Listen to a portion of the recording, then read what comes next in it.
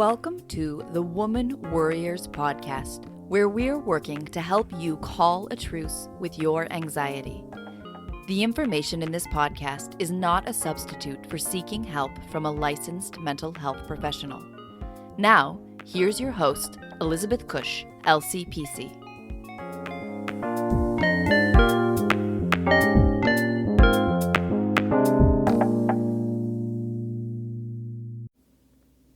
Hi, everyone, and welcome back to the Woman Worriers podcast. I'm your host, Elizabeth Cush, a licensed clinical professional counselor in Annapolis, Maryland.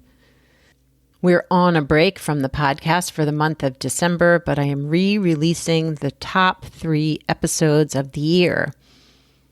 While I'm on break, I will be posting on social media at Woman Worriers on Instagram and Twitter and Facebook.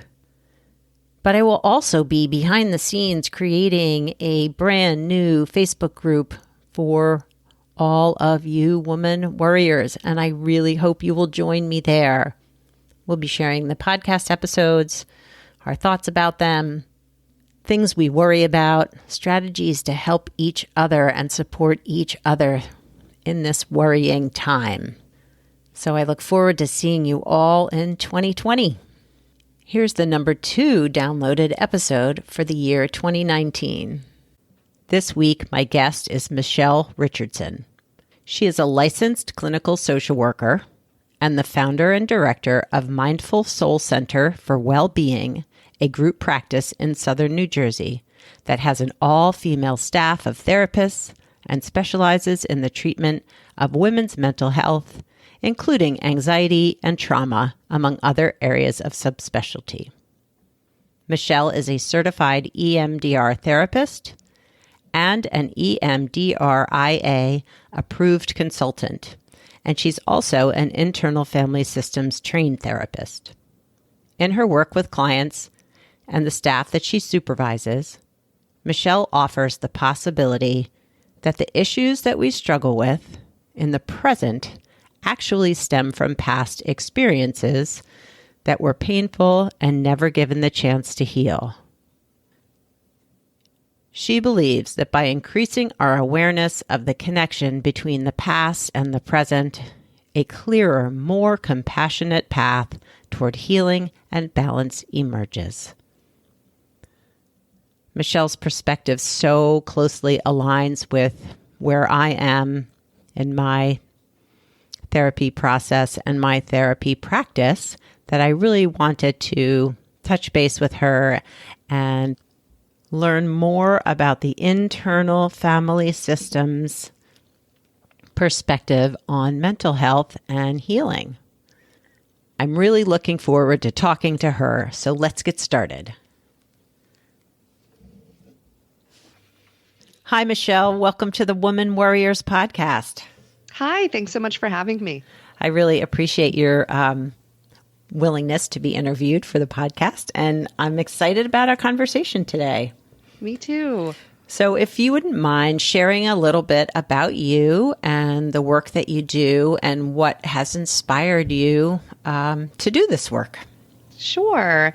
So I'm a psychotherapist and I practice in southern New Jersey. And I think I was always meant to be on this path. A lot of people, change their minds about what they want to do when they grow up. But I feel like this was something that was sort of a calling for me at a really young age. As a kid, I was really quiet and introverted and always was kind of the listener and the observer. And I was adopted as a baby. So there was always this curiosity in me about my story. Mm-hmm. And I think that curiosity just sort of extended to the people around me. I always wanted to know what was underneath everything. What made people who they were, where they came from. I was a really big reader. And, I think just being such an avid reader made me just dig into the different layers of a character. Yeah. And so for a little while, I wanted to be a writer when I grew up. And then that just sort of, made this natural shift into no, I wanted the realness. I wanted to connect with people, not just read or write about them. And so, I went to school for social work from the very beginning. Wow. Yeah. And then, it eventually became a therapist. And then in 2015, I opened up my group practice, which is called Mindful Soul Center for Wellbeing. And, my motivation for that was really to grow a group practice that was focused on various aspects of women's mental health across the lifespan. Yeah. So everything from, groups for teen girls that are empowerment focused, mindfulness workshops for moms, and then, of course, all the individual therapy that we do. Nice. Yeah. And we have a big focus on trauma. We definitely get a lot of women with anxiety issues. Yeah. And so finding different ways and being creative in how we work with our clients is really important. Yeah. Yeah. And so one of the things that I'm trained in that I really, love is IFS therapy. Yeah. And if it's okay, I can just talk a little bit about what that is. Yeah. Well, and before you get started on that, Sure. I noticed on your website that you say that, your approach really is that, our past, what we've experienced, through growing up into adulthood impacts who we are today. And that I guess I'm wondering how that's a little different from the typical sort of, you're diagnosed with this mental health disorder, that, this is, almost identifying more with a disorder than, well, why am I this way? Yeah, totally. Yeah. Mm-hmm. Yeah. I think, the traditional model looks at a presenting set of symptoms, so you have difficulty sleeping, you're having intrusive thoughts, excessive worry, panic attacks. Okay. Anxiety disorder. Right. Right. And I think that the problem with this is that it's only one piece of the puzzle is the symptoms. Right. And I think it also, in particular with anxiety, but I think with a lot of mental health issues, it creates this sort of war on what the mental health issue is. So it can kind of create this war on anxiety. Right. These things that aren't functioning properly are now looked at as a problem. And so sometimes treatment sets up this paradigm of needing to eliminate that problem, suppress that problem, take a pill for the problem, just trying to find a way to make it stop. Yeah. Which I get, right? Like nobody likes feeling anxious, like at all. Yeah. It is not a pleasant feeling, from my own experiences, and other symptoms too. Like, nobody likes having these feelings that feel negative. But I think when we look at the symptoms more, I look at a presentation of symptoms more as sort of like a clue. And if I can really be curious about that clue, it's most likely going to have some ties to the past, to past experiences that never really got a chance to heal. We carry around these burdens, and maybe we got through that time in our life, or maybe it was, an embarrassment that happened, and, it happens to everybody, and we kind of move along, and later on it'll pop up again. And so oftentimes I find people come to my practice just really wanting symptom relief. And then when we get into it, it's like, oh, wait a second, this might actually be something that I haven't dealt with before. And maybe, we want to make the symptoms feel better, but maybe if we go a little bit deeper and actually do some healing, there won't be a need for these symptoms to keep happening anymore. Yeah. Well, and I feel like, as you said, you're trained in internal family systems, and I feel like that model so supports, that perspective that, there's this stuff that hasn't really resolved and maybe ends up as being parts of ourselves. But I want you to talk more about that. Yes. Yeah, exactly. So, so internal family systems is a model that was developed by a man named Dr. Richard Schwartz. And he was initially a trained family systems therapist. So he was a family therapy guy. Right. And so one of the premises of IFS is that we all have these different parts of ourselves, and it is sort of like this own internal family. And I'm sure some of your listeners, I'm a mom of 3 kids, so I'm sure you've got lots of moms and grandmoms and aunts who have all seen the movie Inside Out. Yes. And I think that's a great representation of how we have different parts, and that these parts all kind of can work together or not work together in a way, right? Like, so, every family's different, right? And so the approach that Dick Schwartz took was basically bringing this family therapy mindset to working with an individual's internal family. Yeah. And so that in working with these different parts and developing better relationships inside the family unit, we can have more harmony and we can have more balance. Yeah. And so it's really, I think it's brilliant. Well, and it takes, it really, again, de-emphasizes the whole diagnoses, like it's parts that aren't functioning quite up to par or whatever, right? Versus like you have this mental health disorder. Yeah, and he breaks down the parts into these 3 categories. And so we've got 2 types of protector parts. And one of those types of parts is managers. And managers are those parts in our system that do all the managing. So, I have parts of my system that like to be organized, and I get a little rattled when I'm not organized. And then we have parts that are considered firefighter parts.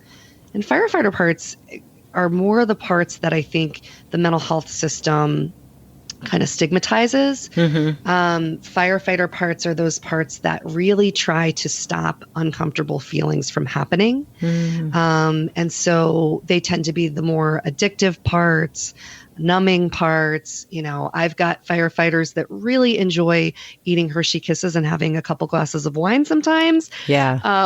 Yep, I got it. Yeah. And so when you have a lot of firefighters in your system, the mental health, I think the typical mental health treatment approach, there is that diagnosis. There's, there's something wrong with this. We've got to make these behaviors stop. You're drinking too much. You're doing this too much. You're angry too much. And it really gives those, it kind of lumps all of them into this bad, negative category. Problem. Right? Yeah, problem. Like this is a problem. And then the third type of part is called an exile. And our exiles are usually, the parts in our system that carry wounds, they're in pain. They're usually really young. I mean, if you can almost imagine a bunch of inner children that are really alone and scared. They carry shame. And so our managers and our firefighters are usually trying to take care of these exiles by not letting them come to the surface, right? Because it's just too painful. And so when we're always suppressing these, these parts that have kind of taken on these extreme jobs, and we're trying to suppress them, like, oh, the anxiety is bad, let's make it stop. We're not really allowing the hurt to be expressed, and then it can't heal.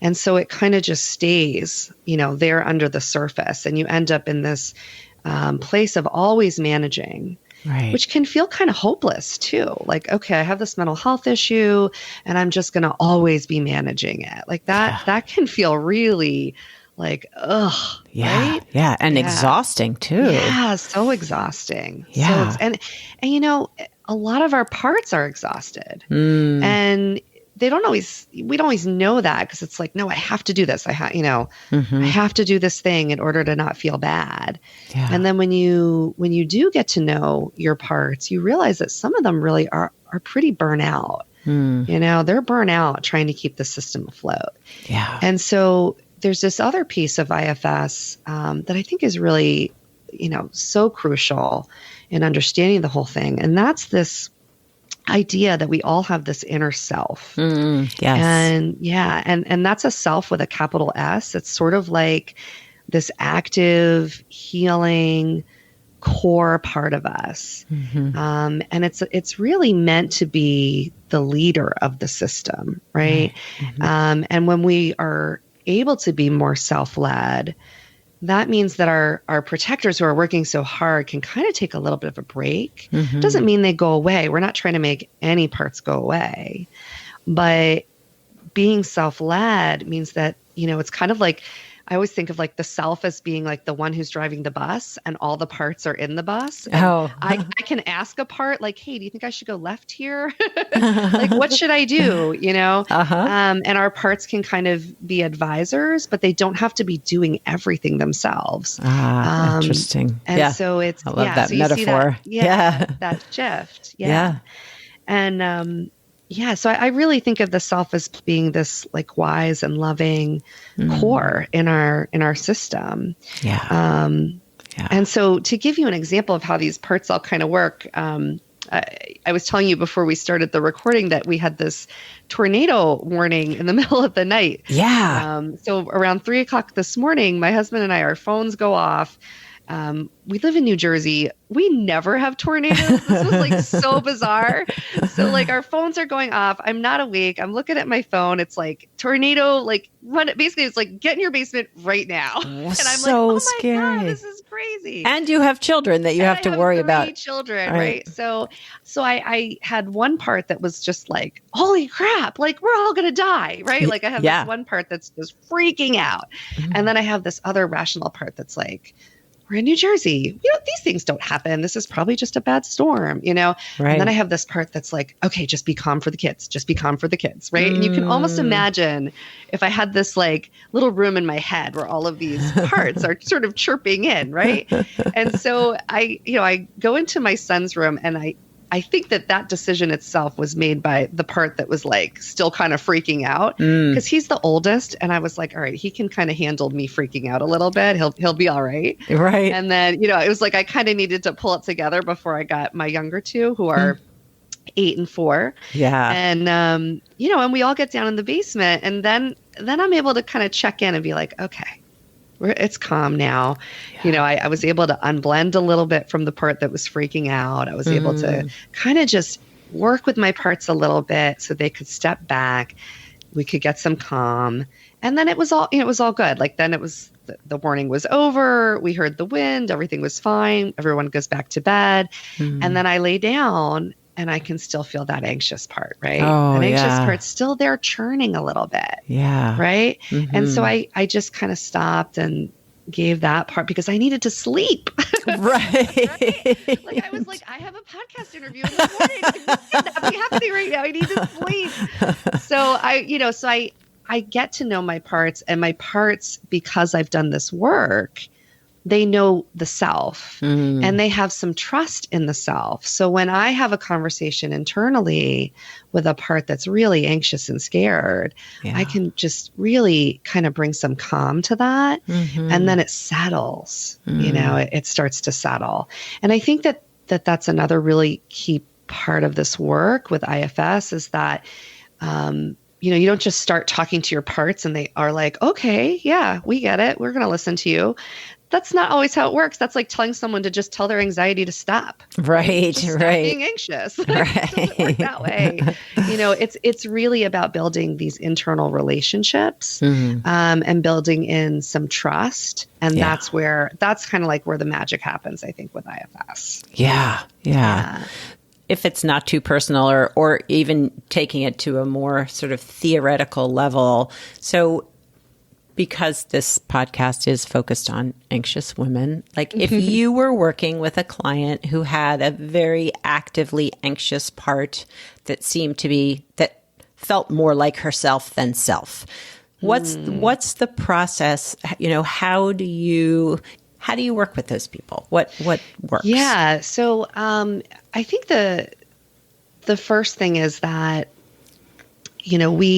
we start IFS with what's called a trailhead. And that could be the feeling of being anxious itself. So if I had a client coming in and, if she was really actively anxious in the moment, we might just call attention to that as being a trailhead, but maybe something happened that week and she's been ruminating about it all week, or, feeling really panicky about something, and whatever that something would be our trailhead. And usually what happens is, you want to go right to the part that's anxious, but you have other parts that are going to go, nope, you're not going there. That's scary. And, you want me to be with the anxiety? And so you really have to start with who shows up first. And we have protectors for a reason, right? And I think what I like about this approach is that it's gentle. We're not going straight to where the pain is. Yeah. We're going to make sure all the parts are on board with that.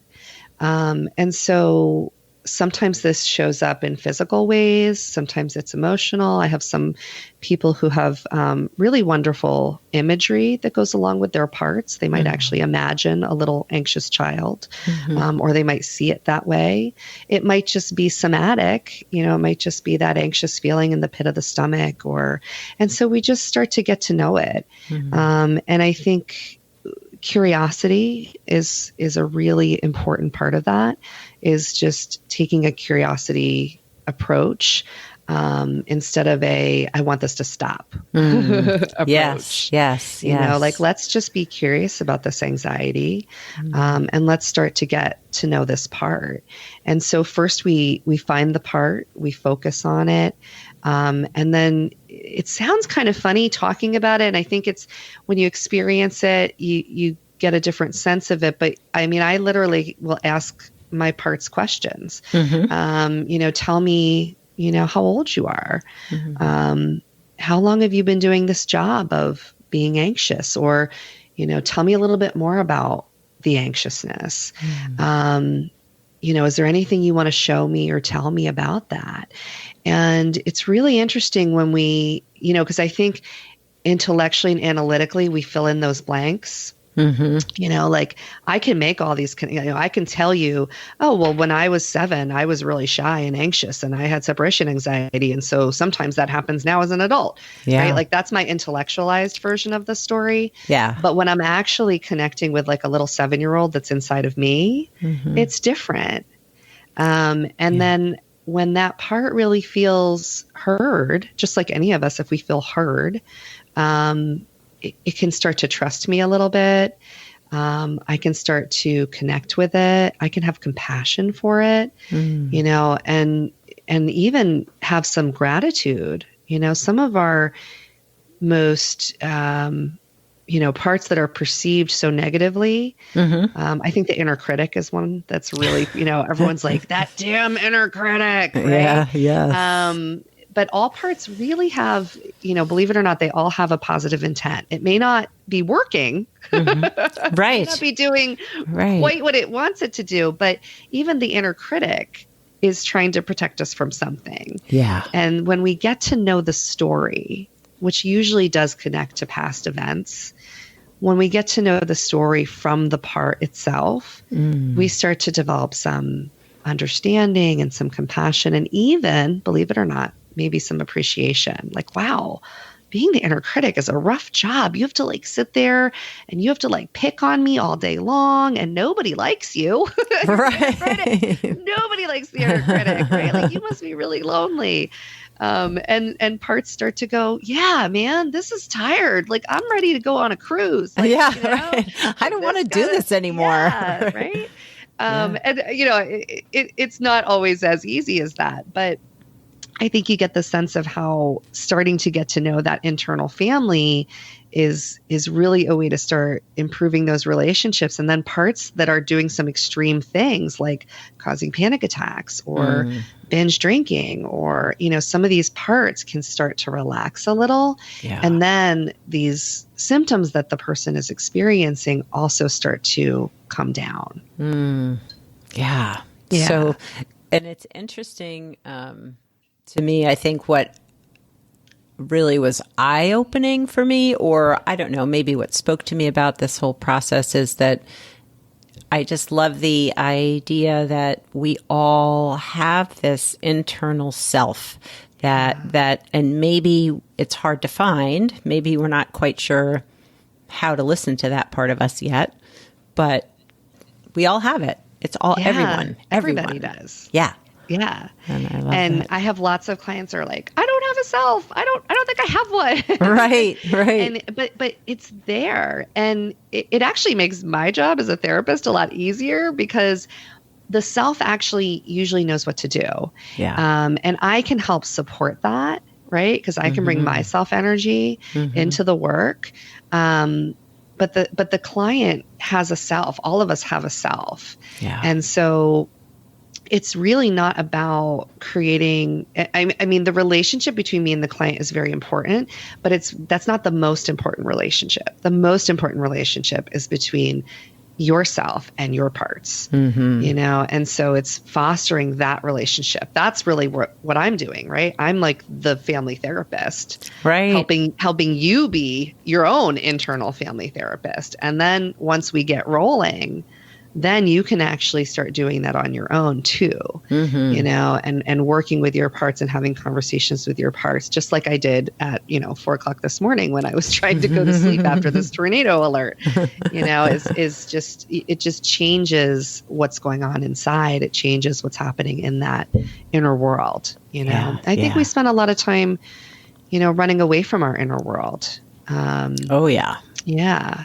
Definitely. Yeah. And so going inside can be scary at first. Absolutely. Well, because there's a lot of unknowns in that inner world, and pain for a lot of people as well. Yeah, absolutely. Yeah.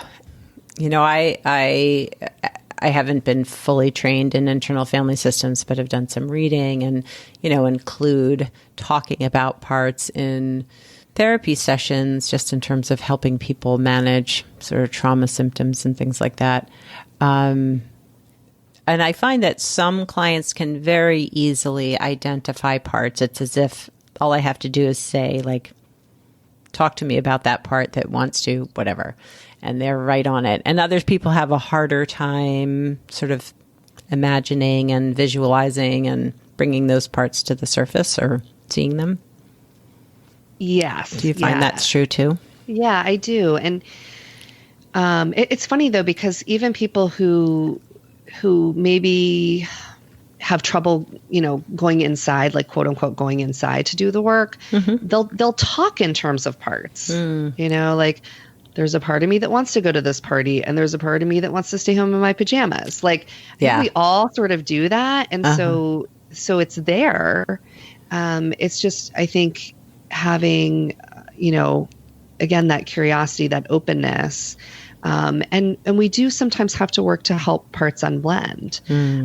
Sometimes we are really blended with some of our protectors, especially, we have manager parts that, have been running things for a long time. And so they have trouble unblending. Yeah. I think sometimes, for myself, just speaking from my own personal experience, I have some really intellectualized parts, that are super analytical, of course, right? Like I became a therapist for a reason, like analyzing is something I've always done. Yeah. And so sometimes I have to do a little work myself to unblend from the analytical parts, because the analytical parts, they want to jump in and fill in the blanks. And that's different than fostering a relationship. But I think that as long as you're open to the process, and as long as you just be present with what's there in the moment, even if you're really blended and you can just be present with that without needing to push anything or force anything, I find that the system usually warms up to that and will help unblend. So that you can get to know more and more of the parts that are there. Yeah. And people can have a lot of parts, right? I mean, my gosh. It sometimes it's like millions. I mean, I like, and I have people who like to keep track of them, which is a part, right? We have a part that wants to keep track of all of our parts. But yeah, there's tons of them. And, I try to tell people, like, don't go down the rabbit hole. Like, it's okay. I know every time you turn around, there's a new part. You're like, man, I didn't know I had like 10 5-year-olds in there. But it's as long as you're, again, the presence of self, like self can handle it. Yeah. I think I went to a training with Dick Schwartz, and he does a lot of demos, and he always says, like, nothing can hurt you if you're not afraid of it. And he says that a lot. And I love that, because it's so true. We go inside of ourselves and sometimes we get scared. And if you just kind of remind yourself that self is there, like nothing can hurt you if you're not afraid of it. And I feel like that really helps bring some calm, into the whole experience. Yeah. Yeah. Nice. So you had said that you'd be willing to share a meditation with us that helps people sort of, well, you tell us what the meditation's for. Sure. So this is a meditation that I use, and I've modified it a little bit. I actually think that it probably comes from one of Dick Schwartz's meditations. And I'll give you that resource before we wrap up. But he's got a great CD that has a bunch of different guided meditations that are all IFS, and I just love it. So I'm sure this is some kind of derivation of that. But this is just a very, very simple meditation. I'm going to talk a little bit through it, and then I'll get quiet for just a little bit. Okay. And it's really just an opportunity, especially if you're new to this model, to just start to go inside and getting to know a part, and you might notice a lot of parts show up, and we're just going to see if we can get to know just one. So, all right, so I'll get started. Okay, thanks. So if you're listening and you want to get comfortable in whatever way works for you, you can sit or lie down, take your shoes off, just whatever works for you and your system. And since we're exploring the topic of, women and anxiety with IFS, I'd invite listeners to maybe think of a time recently where they experienced feeling anxious. And you could focus on a recent event that triggered the feeling of anxiety, or maybe hone in on something that's a more regular and familiar occurrence of anxiety. And these are just like menu options, some different ways to begin to get to know the parts in your system that are connected to the anxiety. And there's no right or wrong way to do this. So you're just going to pick a trailhead, one of these experiences that fits for you. And once that trailhead's in your mind, you can just start by taking some deep breaths and beginning to connect inside. You might begin to notice certain body sensations or energy getting activated as you explore this experience. And in IFS, we recognize these as parts of the self.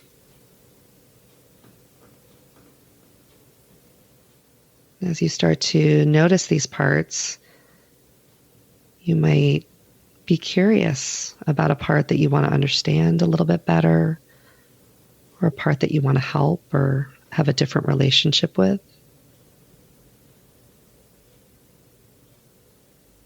So just see if there's maybe one in particular, one part that needs your attention the most, or that you're curious about, and put your attention there.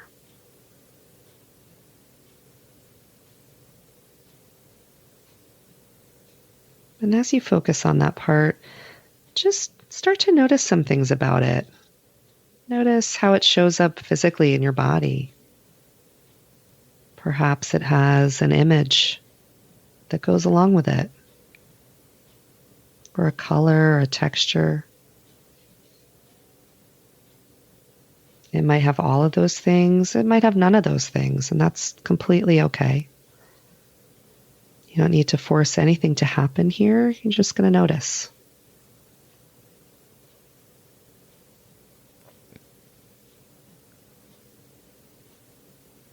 So as you're noticing this part and becoming more aware of it, check in and see how you feel towards it.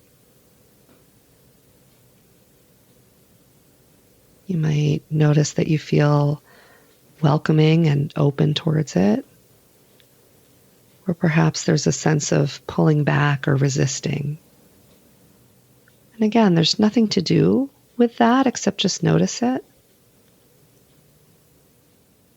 And if you sense that you're feeling anything towards this part besides curiosity or besides acceptance, that's just another part that's giving you those feelings.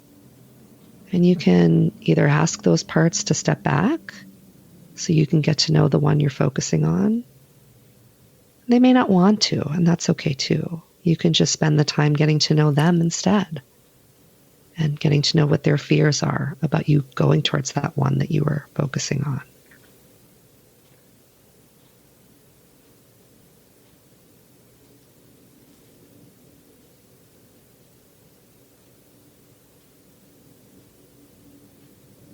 So as you work with this part, you might just ask it what it wants you to know about itself, and if there's anything it wants to show you or tell you about.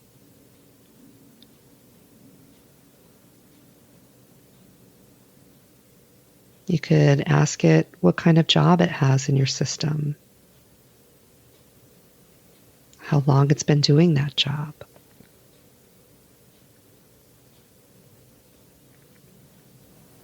You can ask it how old it is. It might want to show you memories or thoughts. Or perhaps you might experience more or less physical sensation. And just know that however you experience that part is okay.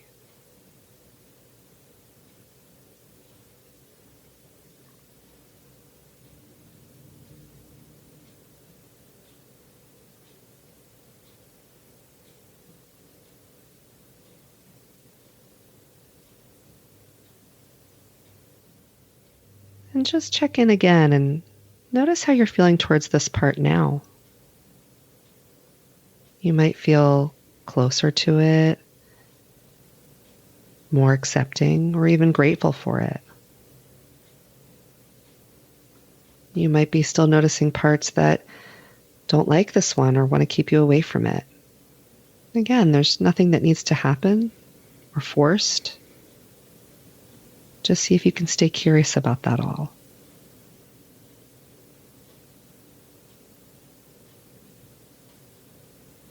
Now I'm going to be quiet for a little bit so you can continue to get to know this part in your system.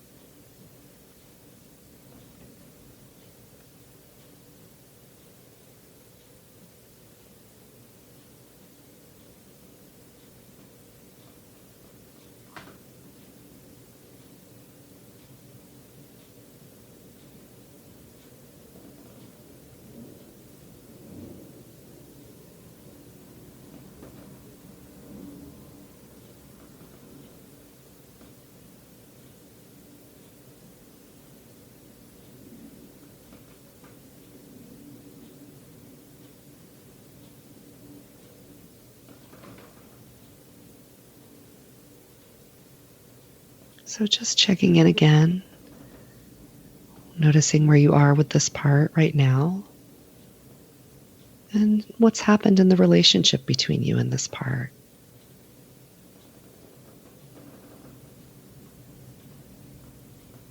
Again, that there's no right or wrong. You're just noticing and being curious about where this relationship is and perhaps where it can go. And as we start to wrap up, you can thank the part for being willing to get to know each other. And you can let it know that this doesn't have to be the last time that you get to connect with it, and that there will be more opportunities to do so again. And then whenever that feels complete for you, just start taking some more deep breaths And bringing yourself back into the room.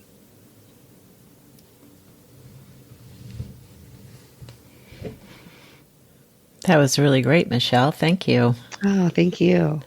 Well, it was interesting because I closed my eyes and followed the meditation as you were talking. And I know we had talked about possibly, working through some stuff here on the podcast versus the meditation. And I opted for the meditation, which I think was one of my parts going, you don't want to go there. You don't want to have her work on your stuff in the podcast. But I did notice that I have a mentoring session coming up a little bit later this morning. And I'm recognizing that, I access this part of me that has been very resistant to doing the homework between these sessions. And I'm like, okay, and how I'm feeling about that. But there was this part that showed up that was like so afraid of disappointment, so afraid of disappointing others. And I'm like, oh, yeah. I know that feeling. I know where that comes from. But two,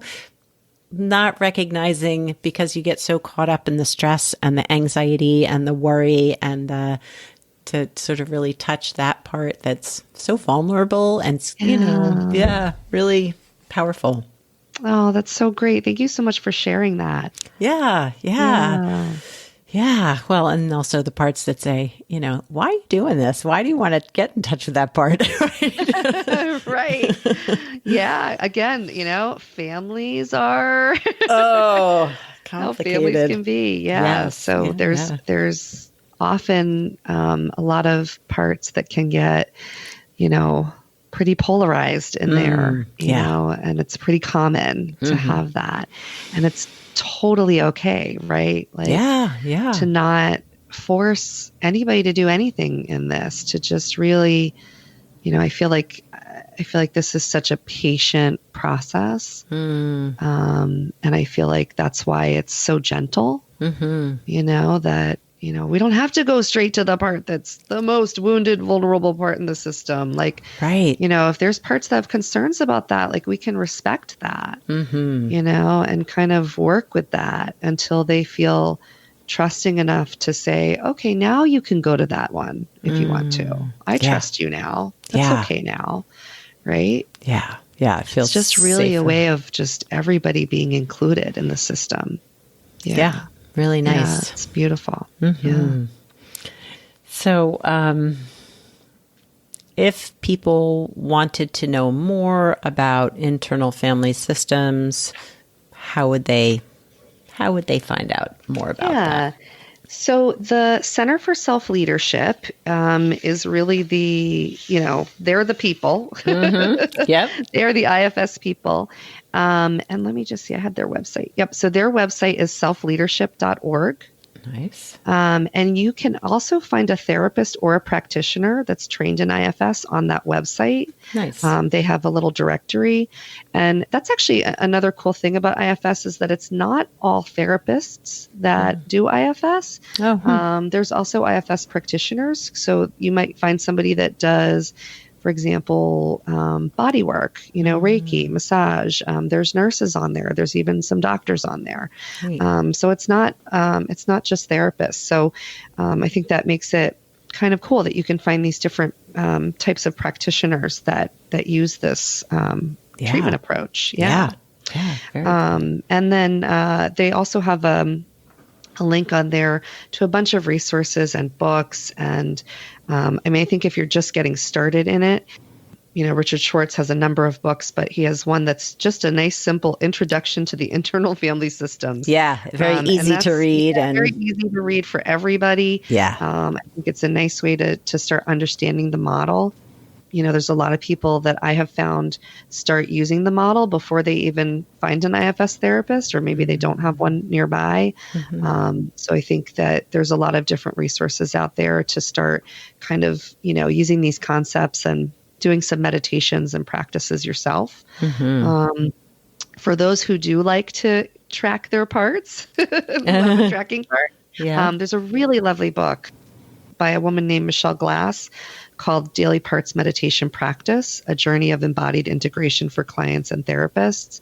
I really like that. It just kind of is this neat way of kind of journaling about your parts and getting to know each one and trying to keep track a little bit about the work that you do with them. There's also a Facebook group that's just a community group. I don't think it's run by the Center for Self-Leadership, but it has a lot of people who are IFS clients, IFS therapists, practitioners, kind of anyone can be in there. And there's a lot of just discussion that goes on about parts. And that's called the IFS Community Group. Nice. And really, yeah, it's a nice place to also kind of like pose questions like, is this a part? What kind of part is this? I don't know how to connect with this part. Yeah. And to get some really great feedback. Yeah. Cool. And are there any tips that you feel like would be important for listeners to know about if they were sort of approaching this concept, this new model for them?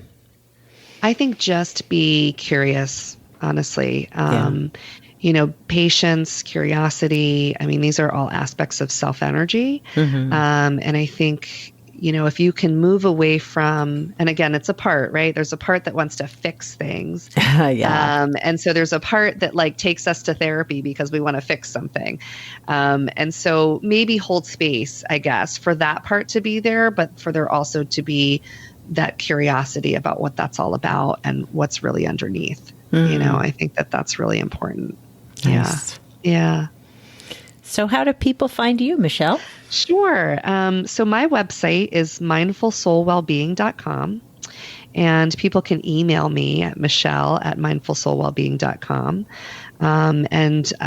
So I'm a therapist there. I also offer consultation services to other therapists. I'm also an EMDR therapist and consultant. And so I do a lot of consultation work with therapists who are working towards EMDR certification. And because I love IFS so much, what they end up getting is also this like healthy dose of IFS in your EMDR consultation, because I just think the two blend so well. So nice. Yeah. So that's awesome. Is there anything upcoming in your practice or for you that you would like the listeners to know about? No, just, regular crazy life, working and, raising a family. And, we're about to open up another location for our practice. So we have 2 locations now in southern New Jersey. We have one in Audubon and one in Collingswood, and we're opening up a 3rd in Medford. So all my parts are working really hard. Wow, I bet they are. All my parts are working really hard, and I'm just trying to, hold some space and calmness for them so they don't work too much. Awesome. Yeah. Well, thank you for taking the time to be with us today and share a little bit about internal family systems. Thank you so much. This was really great. I really enjoyed it. So I thought that meditation was so awesome. I hope you enjoyed the conversation with Michelle, and maybe it gave you a little bit more knowledge about internal family systems. But I find it's a really powerful model for therapy, again, that doesn't label diagnoses. It's just working with parts and holding space for all the parts that we have within us. So now it's time for me to do a little work with that part who is so fearful of disappointing others, because she shows up a lot in my life, and I recognize her worry and her fear. So time to do a little of my own work. Well, I hope all of you have an amazing week and move forward with all of your parts with kindness, compassion, and curiosity. So I appreciate your tuning in again to this re-release of the top 3 episodes. I hope you took something new away if you were listening to it, whether for the first time or a second time. Once again, I am on break until January of 2020, when I will be back with all new interviews and episodes. I'm super excited with the lineup that I have so far. I'm excited about potential interviews to come, and I will be working on this month of December a new Facebook group for all of us woman warriors to support and be there together and work through some of the struggles. So I hope you'll join me there. I look forward to being back here with the Woman Worriers podcast in January. Have a wonderful week. Ciao for now from this Woman Worrier.